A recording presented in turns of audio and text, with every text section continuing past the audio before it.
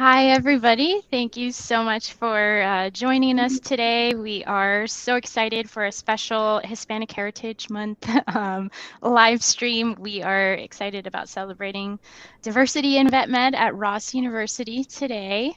So I'm Marianne Gomez. I am an Associate Director of Student and University Partnerships here at Ross.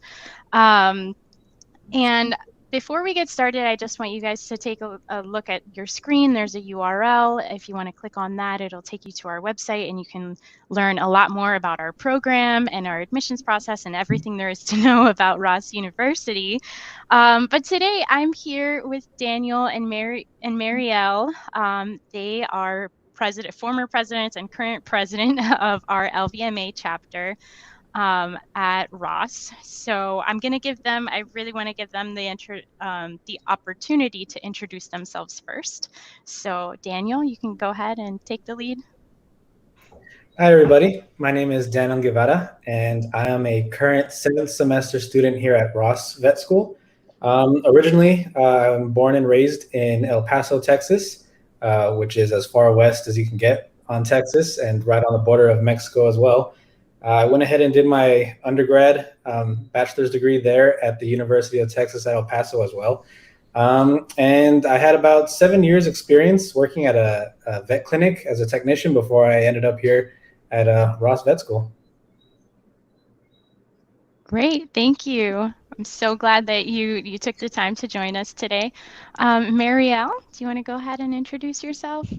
Yes, of course. Hello, everyone. My name is Mariel Juret.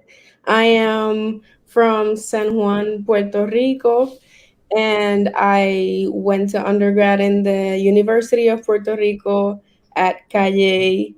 I studied biology, and I am a current fourth semester at Ross University. I am interested in exotics and conservation medicine.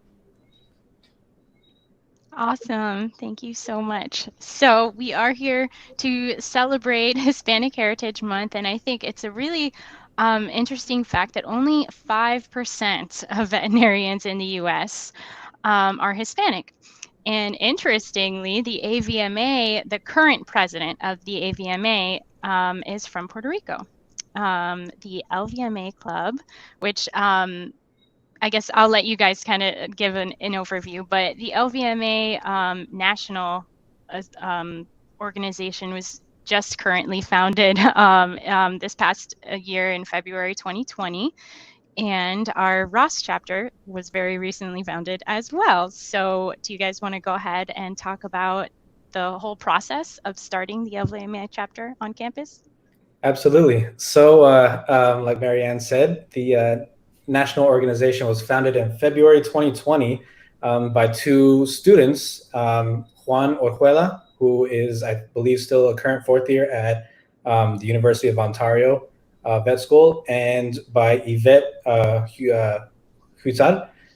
She just graduated from Cornell Vet School, so they went ahead and started this national chapter. And in the summer of 2020, we all got together here at Ross and went ahead and founded the Ross chapter as well. Awesome. And so I know that you are actually the former president of the club. Marielle, you are the current president. Do you want to talk about kind of what you see coming next, what your goals are for the future of the chapter? Yes, we definitely want to start doing more in-person events now. So we have a meet and greet coming up. It's the first time that we're gonna see our members face to face finally. Because yeah, like Daniel said, we were founded recently in the summer, so we haven't been able to do anything in person, basically. Um, we we for the future we want to continue on our Spanish course on the breaks, and that's been a really like a hit for us. Last break, we've been doing it for two breaks now, and it's been the reception has been good. and it's an opportunity for people to learn a little bit of Spanish, a little bit of veterinary terms in Spanish, and how to conduct maybe how to talk with the client on the clinic in Spanish.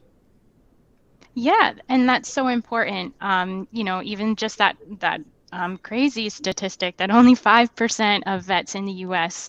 Are Hispanic.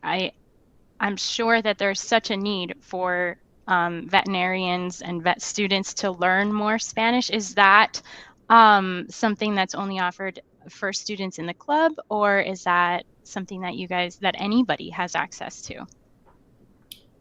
Yeah, it's absolutely offered for students that are in the club, students that go to the school in general, not just in members of LVMA, as well as faculty as well if they would like to. They have the same breaks as we do, and we really try to expand as much as we can to the other vet schools as well. We try to promote it to the other vet schools. They're more than welcome to join the course as well. Since we're a trimester institution, our breaks don't always line up with other schools. So that's a little difficult sometimes for them to do, but it's absolutely welcome to anybody and everyone. That's great. And just to kind of expand on that, what do you think are some of the benefits of having that background and being able to hold a medical conversation in Spanish?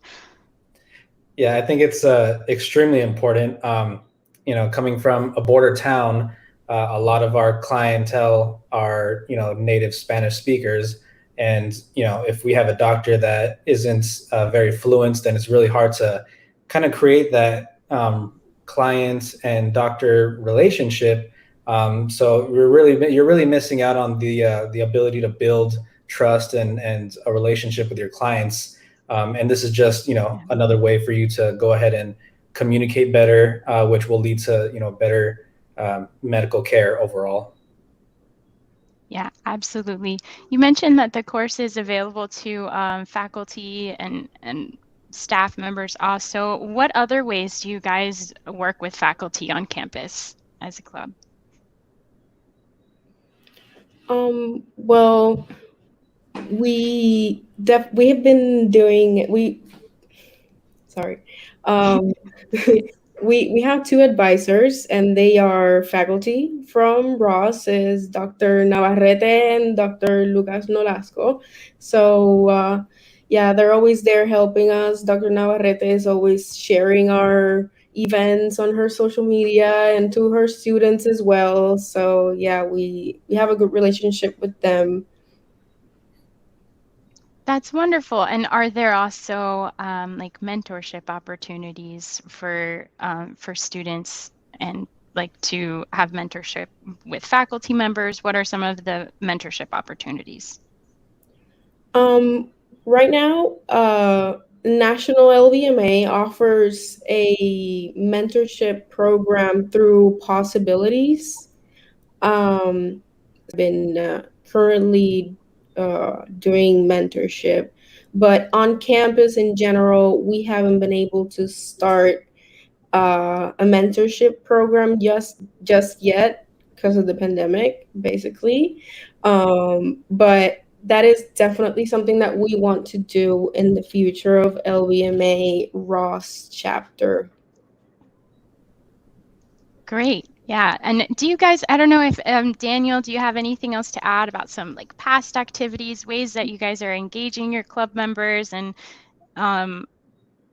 in different ways?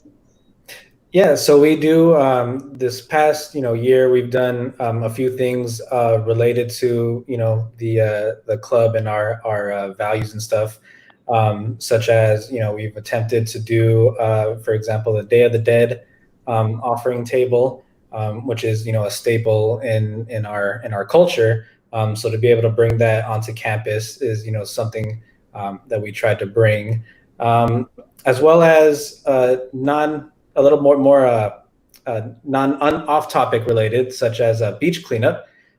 There's a lot of clubs that enjoy going to the beaches and and doing things like that. So we went ahead and teamed up with several clubs on campus, and we organized a beach cleanup, and we covered pretty much the entire island, I believe. And so that's just a few things that we've tried to do to, for one, get the students on campus more involved in not only the club but also the island life, and just to also kind of put our name out there. We were relatively new at the time, so something that we can put our name on and just spread the knowledge of the club. Great. And I just want to take a moment to say to the audience, please feel free to ask any questions. You can type your questions in the chat and we will get to them. We'd love for this to be interactive with you guys as well. So again, feel free to ask away. And with that, Mariel, do you have more to add about what's to come in the future? And also, if you want to talk a little bit more about the Day of the Dead activities? Yeah, sure. We definitely have plans to do a salsa class Exciting. day on campus, and we also want to share our food knowledge and share recipes on campus. We're gonna have like a cabinet in the union with spices and recipes from different countries in Latin America. um, and yes, of course, for the Day of the Dead, that would be more on November, right? So we don't have a set plan, but we're definitely going to do something. Like last year, we tried to do something on campus and put like an altar with the ofrendas, but we didn't make it. But this year, we might be able to do it if COVID lets us. Fingers crossed, Yes. right? And Daniel, do you I believe that you all have talked before about how you have met with alumni and guest speakers in the club. Do you want to share anything about that? Yeah, so one of the easiest things, during all this online pandemic stuff, one of the easiest things that we were able to do is to reach out to some guest speakers, some alumni, and have them on for, just little like webinar chats and stuff like this. So we had Dr. Jackie Duenas on. She is a Ross alumni, and she is currently working in Florida. We also had we reached out to other professors at other vet schools. So our last webinar that we had consisted of our own two advisors, Dr. Nolasco and Dr. Navarrete, as well as some of their friends from Washington State, Dr. Sanz and Dr. Suarez. So, the four of them were on here, and we were just discussing, topics related to, the challenges that they personally went through to get to where they are professionally and personally, and just have a nice, expanded talk about the difficulties that we may encounter during our journey through this profession. Yeah, I think that that's so helpful to hear from others that have been through it before. One thing that we kind of breezed over with our introductions is why did you guys choose to attend Ross Vet? What made you choose Ross to pursue your DVM? So Mariel, do you want to go first and kind of share your background and how you decided to come to Ross? Yes, of course. I actually decided on Ross because of how close and similar it was to my home. I'm from the Caribbean. I'm from Puerto Rico, so Ross was an easy choice for me, let's say, and it's closer to Puerto Rico as well. So it was more convenient for me to come here. So yeah, that's why I chose Ross, basically. That's wonderful. I see the Yeah, the picture of you in opportunity to your be at the Caribbean and study what I've been dreaming all my life was an easy choice.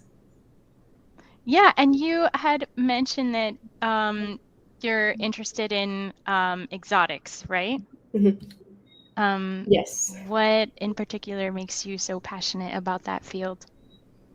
I just think conservation and exotics made me interested basically just because the current situation, climate change and all of that, I just see the world around me, and I am going to have great knowledge right after I graduate from veterinary school. So I think I could be a help. I could be help, and I could make put my grain of salt there and help Of course. basically. And I just like the more adventurous side of veterinary medicine too. Conservation, it's different. It's not in the clinic. It's you're in the field.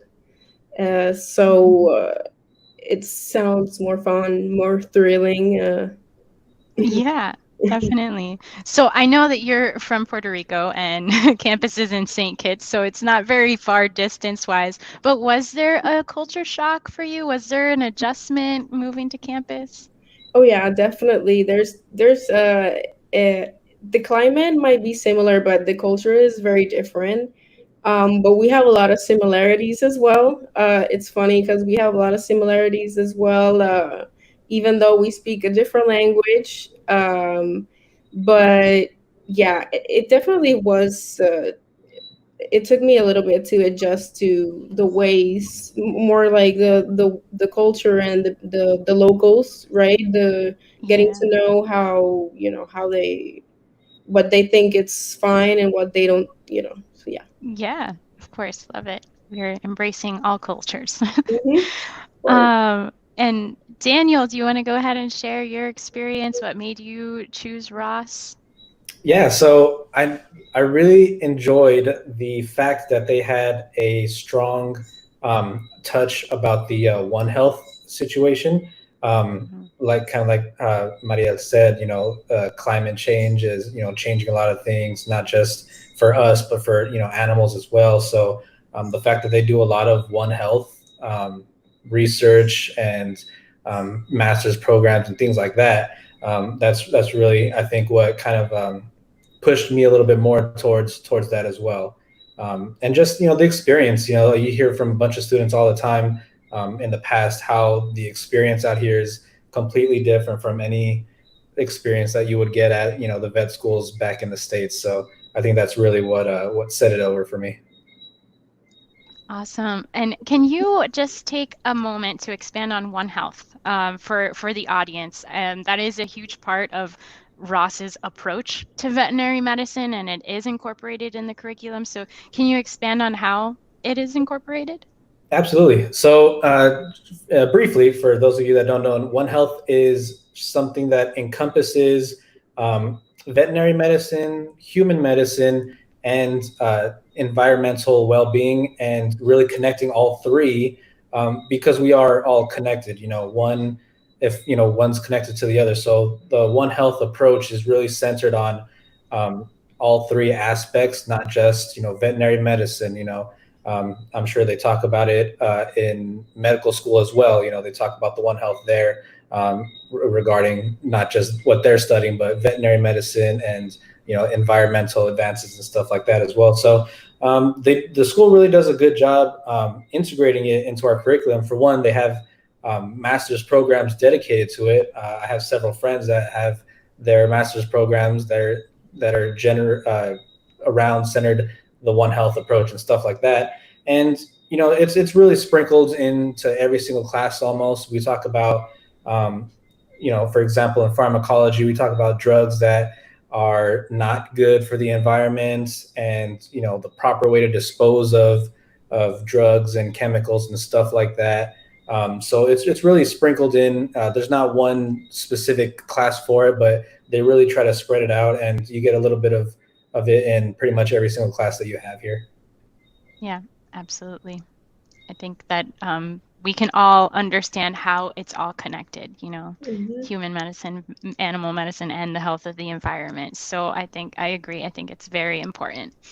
Um, can you guys, I guess both of you can kind of talk about what it's like to be adjusting to such an intense vet school curriculum and being club officers. So I'm sure that's a challenge in and of itself. Time management is something I think that we all have to relearn at different points in our lives, with first adjusting to undergrad and being overwhelmed. And now you guys are in a vet program, and just talk about that whole adjustment and how you balance it all. Mariel, you can go first. Okay. Yeah, to me, it's very important to have a good team on your side, because it's not just me. I'm the president, but I have a whole team helping me. I have a few officers helping me, and if you divide the work correctly and everyone, does what they need to do, it's easier. It's definitely a challenge, and with weekly blogs and all the labs, it's challenging. But if you organize yourself, it's possible. And like I said, if you have a good team of people with you helping, it's doable, completely doable. Anyone can do it. Great. Daniel, you want to share your experience too? Yeah, I completely agree. Maria knows firsthand, since she was one of my officers, that just having a good team and everyone does what they're supposed to do, and not be afraid to ask for help from others. That really alleviates a lot of the stress that you put on yourself as an officer for any club, not just LVMA, and it really helps you focus on schoolwork as well. It is time consuming. If you don't have good organizational skills, you are going to learn quickly. But like she said, as long as you have a good team in your club, a good support system with your friends here on the island and back home, with your family as well, it really makes it much easier. Great. Yeah, I agree. So kind of shifting back to the club and LVMA activities, I know that you guys have mentioned both vet-related experiences and activities, and then some other things that aren't so related to vet medicine. Why do you think that's so important to have that kind of approach and that kind of structure for your club? Yeah, it's to me, it's important to decompress, have fun, right? Do different Absolutely. things. It doesn't always have to be vet med. And it's all right to, just lay back and do something different, just like get your mind off of things and de-stress. Yeah, absolutely. I think that that's something that we all need. It's not just a professional-based club. It's a community. It's, friendship. It's Mhm. building those relationships, and kind of like what you said, you have a team, you have a family of people that you can depend on and have fun with too. So that's great. Daniel, do you want to add anything to that? Yeah, same thing. We spend all day, every day, pretty much focused on school. So clubs in general are a nice way to like kind of get away from school for a bit, and even more so when we go get together and do something like even something simple. When we would have our officer meetings, we all got together at the same apartment. We brought food, our cultural food and stuff like that. So just to do something like that, it's it really takes the stress off. It really helps you forget about the test that you just took, or the finals that are coming up, or the labs that you got to do. It's just a nice little reset before you got to get back into work. Yeah, that's great. So we did get a question. Janet wants to know, do you feel this club helps you decompress? I think we kind of just answered that, but do you want to expand on maybe some of the other ways, the other things that are going on campus or on island, other ways that you decompress outside of the club? The beach. Great. Yes, Yes. that's my decompression. Ooh, look at that picture. That looks like a great Yeah. way to decompress. That would be my favorite way for Yeah, sure. snorkeling on the island is fun. It's really fun. Yeah. Daniel, do you have are there any kind of club activities or like sports related activities that students do on campus? Yeah, definitely. I mean, back when things were a little bit more normal, the very True. first week or two of the semester, of every semester, we have a big old semester Olympics. It's just a bunch of different sports that we all play together based on what semester you're in. So right at the beginning, you get started doing something not school related, and I think that really helps set the tone for the rest of the semester. And then you go ahead and do, like Marielle, going snorkeling or fishing, stuff like that. So it's just there's plenty of things to do. There's really more things than you have time to do out here. Yeah. Hmm. Good to know. Alan wants to know, have you guys joined or are a part of any other clubs? Yeah, I am. I am Okay, part of the Feral Cat Project and Zoo Club. great. And Yeah. in the WAVMA, the Aquatic Medicine Club as well. So I'm part of like four with LVMA. Okay. Tell me more about the Feral Cat Project. That is a way to get kind of involved with the community in St. Kitts, right? Yeah, yeah. They I like I said, I haven't been able to do many things with them, but I did join. They do the trap, spay, and release on island to control the feral cat population. And that's really important because there's a big problem, an overpopulation of cats here and the world. It's not a here problem only. Um, and they also feed the campus cats, the colony of cats on campus. Hmm. Um, yeah.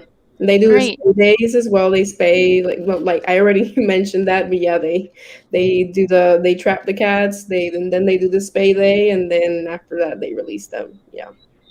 Wonderful. So, Michelle wrote in a question, how much hands-on experience do you get in the clubs at RossVet?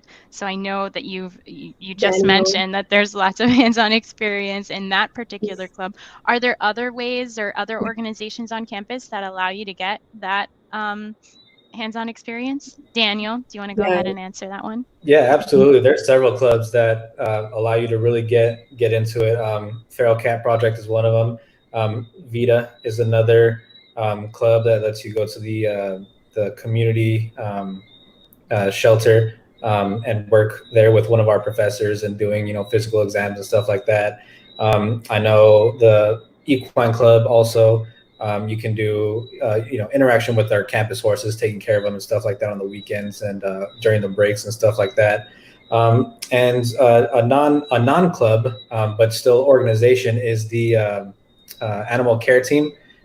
What they do is they take care of all of the animals on campus during the breaks, the horses, our community dogs, the tortoises that we have on campus, and the turtles as well. So there's definitely a bunch of clubs that you can, even if you're in the beginning semesters where you don't have a lot of hands-on experience in the labs per se, you can definitely get your fix with a lot of the clubs that are offered. Awesome. And I don't know, did you get a chance to share the clubs that you're involved in, Yeah.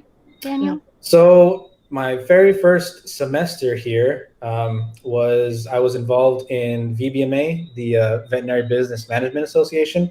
I was an officer for 3 semesters with them, and then as well the Equine Club when I first got in, and then I was part of the animal care team, and then recently the former president of the LVMA. Great.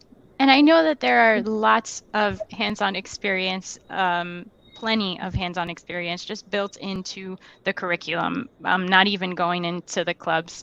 I think that's a picture of Mariel in the clinical skills lab. Mhm. Do you guys want to talk, Mariel, you can start out and just talk about hands-on experience, how it starts even in your very first semester? Yeah, practicing the catheters. Um, yeah, my first semester I was online completely, but ever since my second semester, we've been doing very fun, cool labs. I was practicing there. I was not a lab, obviously, but yeah, we get a hands-on experiences since the first semester here at Ross. But I unfortunately I was one of the unfortunate ones that started off right at the pandemic. So my first Mhm. semester, we didn't do anything hands-on, basically. Second semester, we did make up for all those labs. So all of the experiences that were supposed to be in first semester, I did get them. I did not lose those experiences. So yeah. Awesome. Of course, you you made it through, even with that tough start during the pandemic. Yeah. Um, what's your absolute favorite course so far? Daniel, you go first. Oh. I would have to say, um, and it's, unfortunately it's in the later semesters, but I would have to say the small animal surgery course has to be my favorite so far. Um, Not only because the concepts that you learn in classes, it's surgery, it's fun, it's fun topics, and then the lab portion that comes with it, practicing putting pins in plastic bone models, practicing your skills exams. It really makes you feel like you're right there. You're about to start practicing. So I think that one's probably one of my favorite courses so far. Great. And obviously you felt prepared for that. So tell me, I guess a little bit about your start. I don't know if you've already shared that what semester you're in. Did you start during the pandemic? Yeah, so I'm a seventh semester. Luckily, I did start before the pandemic. I was a vet prep student as well, and so when I started vet prep, uh, almost 2 years ago, things were pretty normal. So like I said, you jump into the action as soon as you get here, and then first semester labs were brand new to me. Anatomy labs, for example, I've never done anything like that, and it was a lot of fun, especially with the group members that you are with. So being just studying inside the anatomy lab and looking at all the models and stuff like that. It's just really immersive experience as soon as you get here. And then unfortunately the pandemic started and we moved online. But again, you get back to campus, you get back into the lab, and you feel like you're right back in it. You feel like you're uh, it's a real experience. Great. Yeah, you guys both, you can see the passion and how happy and excited you are in what you're doing right now. Um, did you guys have any mentors at the beginning of your journey? And being that we're here to talk about Hispanic Heritage Month, were any of them Hispanic? Do you want to share that? Actually, as maybe might sound a little bit like odd, but I actually didn't have many mentors growing up and in high school or in undergrad. I basically got into vet school just because I research a lot. I was in a pre-vet club. And I like moved, to know, but that's what I like about LVMA. One of the pillars of LVMA is mentorship, and that's what I like about one of the things that I like about the association is that it's trying to push mentorship, because I'm pretty sure I'm not the only one that got to vet school without a mentor at all. Yes, I did have a family that supported me. Yes, I did have professors that gave me advice, but I never had somebody Hispanic, even though I live in a Hispanic island, um, that, kind of like took me by the hand and helped me. No, I didn't have that. And I know that a lot of people from the Latinx community probably didn't have any mentors. Um, and a lot of people probably hold back from applying or becoming vets because they don't have someone. or something to push them and help them become veterinarians. Yeah, no, that is a very valid and honest thing to say. You know, sometimes it's really hard to pursue something when you don't really see others like you in that field, you know. And having a mentor, I know it means so much. And now you can go on, and in the future, you'll be a mentor to others.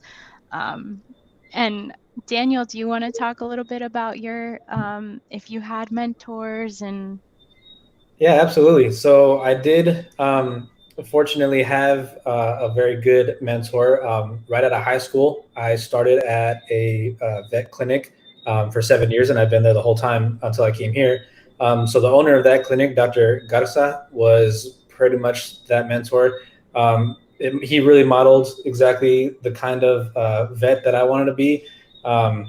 Just the way that he communicates with his clients and really looks out for them. And then, back to his actual practice, and, he's doing, orthopedic surgeries in the morning, and then take the truck out to do a horse call in the afternoon. So that's, really something that, like, it's what I want to model, my profession after, really. So fortunately, I did have someone like that. And then going back to visit home over this past break, I went into the clinic, and we kind of just caught up, and got in on a few procedures with him.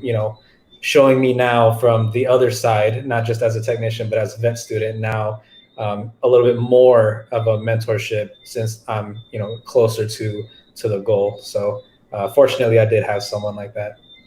That's great. I have a question from Jasmine, and she wants to know, how does coming from different cultural backgrounds affect your ability to pursue a career in vet med? That's a good question. Do you want to go ahead and and share your thoughts on that, Maria? Yeah, well, like you mentioned at the beginning, only 5% of veterinarians are Hispanic. So we go into a field where the majority are people that are different from us. So we might face difficulties because some people like are not as tolerant to having a different person as a colleague, maybe. Um, so you know what I mean? It's difficult too if you come from, a family of immigrants or low income. It's difficult to think that you're gonna be able to pay for the amount of money that you have to pay to become a veterinarian, right? Mhm. Um, so yeah, that's uh, what I can say about that. It could be difficult for Absolutely. someone Latinx to become a veterinarian, especially because of the lack of diversity in the field. Right. Absolutely. I can see that. And like you mentioned before, the lack of mentorship, maybe also just opportunity in and of itself, being a first generation college student, maybe, or Hmm. having to juggle undergrad with working and things like that. Those are all different types of struggles and um, ways that it can make it harder to pursue this big dream of being a vet. Daniel, do you have anything to add to that? Yeah, I see it as a benefit. I feel like it would benefit you having a different cultural background compared to most of the profession. Every single one is looking for more diversity. So that's just something extra that you can bring to the table.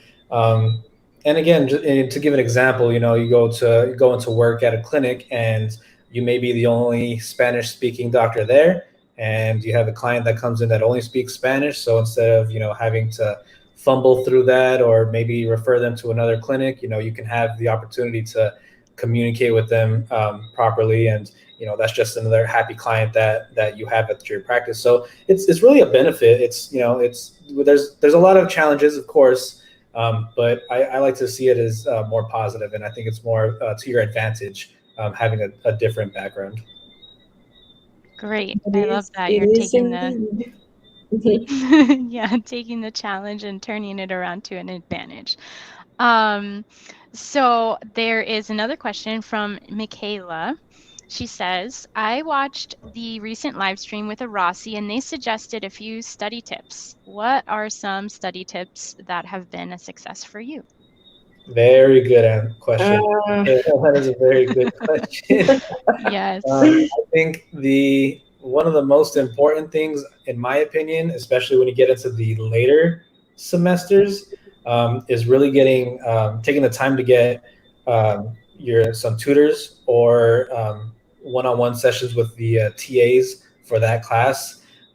Tutors and TAs are students that have taken the class before, and typically have gotten A's in that class, so they come back around and they tutor the class. So utilizing your tutors and your TAs are a huge help, especially when it gets to the later semesters and the more difficult classes as well. That's what really I think has helped me the most. Awesome. Mario, do you have any secrets that you want to share? Secrets to your success? Organization is key because exams are weekly. But yeah, Daniel has been here for more than I have, so he definitely has it down already. It for me, it's a trial or miss sometimes, depending on the class. You have to change your strategy. At the beginning, it's like I said, a trial, a hit or miss. But yeah, I agree. Going to the TA sessions definitely helps me a lot. Having a planner and planning my all my days. Every day I plan what I'm going to do, what I'm going to study. I obsess over organization. That's the way that I keep myself focused on the goal. Yeah, basically just having a planner and writing everything, writing your goals down, your weekly goals, it's very important. Awesome. Great. We do have some time for questions. So again, feel free to write in the chat if you guys have any questions that you want them to answer. Thank you also, Michaela, for tuning in with us multiple times. I appreciate that. Daniel, do you want to talk just a little bit more about vet prep and kind of give a quick little overview, right, when you first start talking about it as like, what is vet prep? And then go into your experience. Right. So vet prep is, I guess they technically call it semester zero. So you're not in the vet program per se. It's more like I guess like a pre-vet program, just a little bit more of a stepping stone for some students that would help better prepare them for when they do transition into first semester and the program. So like I said, as soon as I got here, I immediately got thrown into a lot of hands-on labs. I think in vet prep, you actually have labs with live animals before even the first semesters have. I believe it was probably not until second semesters when we had live animal labs. But in vet prep, I think it was my first or second week. We were out there in the barn with the cows doing PEs, physical exams and stuff like that. We got to work with the dogs, our campus community dogs, a little bit. So, vet prep was a really good stepping stone. Just the right amount of work to lab. So you don't feel overwhelmed, but you still feel pretty engaged the entire time you're here. And then as soon as I transitioned into the first semester, I was, off and running. It was really a lot of the concepts that they taught us during the vet prep semester were immediately applicable to first semester and beyond. You already established kind of a relationship with a lot of the professors that you're going to be dealing with throughout your time here. And so it was just a great stepping stone. I really loved it. Awesome. Great. We did have another question from Gabriel. Are there any resources on campus to further our Spanish, especially with medical terminology? So I know that right at the beginning we were talking all about the medical Spanish. Do you guys want to mention that again? You want to just give a quick little overview of how students can expand on their medical knowledge and in Spanish? Yes. LVMA has a partnership with Spanish for veterinary professionals, and every break we do an intensive Spanish course for veterinary medical terminology. If you are an LVMA member, you get a discounted price. So yeah, that's something to consider. And there's also a special price for Ross students in general. So yeah, that's it's not a on-campus resource, it's an online resource, but it is a Ross resource because it's brought to you by LVMA's Ross chapter. Great. Yeah, and just to add a little bit to that, I just finished this past break the course myself, and the professors are awesome. The entire time you have everything that you went over written down on a whiteboard in front of you, and that's what you really like use during your classes. And at the end of the program, you still have access to that whiteboard. It has all the vocabulary that you went over. It has the scenarios that you guys talked through, and so that's a resource that you can have on hand to practice as well. And they all the Spanish for Vet Pros that we partner with are we're constantly adding more modules and opportunities like that. So it'll only get better in the coming semesters. Right. Yeah. um, So another question from Rachel. How was the process of applying to vet school? Do you guys have any tips and recommendations? Mariel, you want to go first? So I know you can either apply for BEMCAS through BEMCAS, right? Or you can apply directly to Ross, like I did. Um, yeah, I went on their website and filled the application. They interviewed me, and I got into vet prep as well. Um, but yeah, I did the vet prep online version. So Okay. yeah, that's the way that I did it. But I know you can go to BEMCAS and apply to all the schools that you want to. You obviously need to have the prerequisites, the classes from undergrad, some hours of experience, veterinary related. You got to do an essay, etc., etc. Yes, great. Thank you so much, Mariel. Daniel, do you want to talk about how you applied, what your experience was? Did you go through VEMCAS? Yeah, so I did go through VEMCAS. It was just much easier to click a check next to all the schools that I wanted to apply to. But it's really what you do before you apply that matters. You got to make sure, for one, like Maria says, you have to have all the prereqs and stuff and the recommend or the mandatory hours. But don't you can't just stop there. You got to get more involved with your undergrad. For example, you can do maybe some research assistant opportunities. You can do work out in the community, your local humane society, stuff like that.